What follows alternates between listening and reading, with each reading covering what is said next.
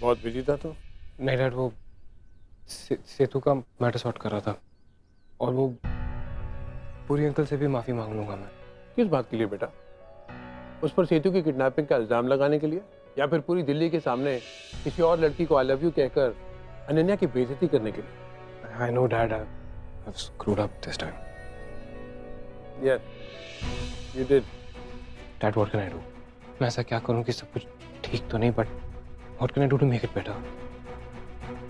Yes you did let me down and you hurt me.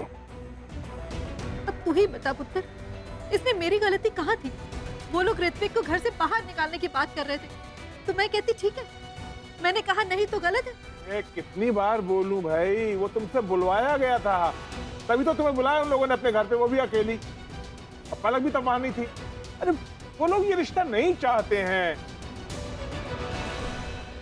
Dad आप बोलिए ना, आप जो बोलोगे ना मैं वही करूंगा। I am consider it done. I just don't want to disappoint you, please. तुम्हें पलक को भुलाना होगा। मैं नहीं चाहता कि आज के बाद तुम पलक से मिलो या उससे बात करो। डैड मैं आई डोंट अंडरस्टैंड। मैंने जो कहा वो तूने सुना नहीं या तुम्हें समझ में नहीं आया? आई नो आप अनन्या को लेके बहुत अपसेट हो। She is been like your daughter, but just give me, मुझे थोड़ा सा टाइम दो, मैं सब सॉर्ट कर दूंगा। I will take care of Ananya. मेरी भी दोस्त है वो, मैं उसको इसे छोड़ने वालों में से नहीं हूँ। अनन्या की टेंशन तू नहीं ले, वो संभल जाएगी। बात कुछ और है। क्या क्या बात है डैड? डैड आप अगर मंजीत आंटी के बारे में सोच रहे हो तो सेतु ने सब कुछ क्लियर कर दिया ना। She is clear the matter कि मंजीत आंटी ने वो सब जो कुछ भी किया था, क्यों किया था। We all know the truth, we all know why that happened. देखिए, तेरे यहाँ से जाने के बाद और भी कुछ हुआ है।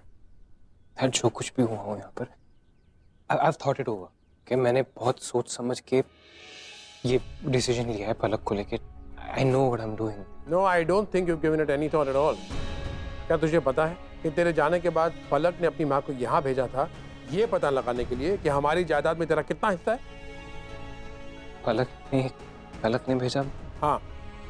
ऋत्विक, हमने मंजीत जी को यहाँ बुलवाया था। हम तुम्हारे और पलक के रिश्ते की बात को आगे बढ़ाना चाह रहे थे। और वो सिर्फ ये जानना चाहती थी कि अगर मैंने तुझे अपनी जायदाद से बेदखल किया तो तेरा हिस्सा क्या होगा। वो मुझे ये समझाने लगी।